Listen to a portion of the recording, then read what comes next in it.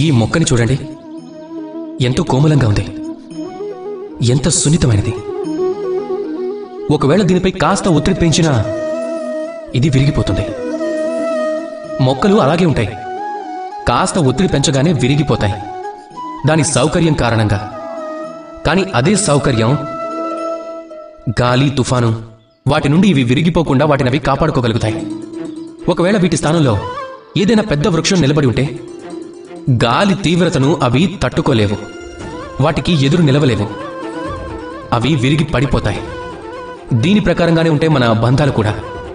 ఒకవేళ వీటిలో సౌకర్యత లేకపోవటం వల్ల, అభిమానం అనే దృఢత్వం వల్ల ఆ బంధాలు వేరుపడతాయి.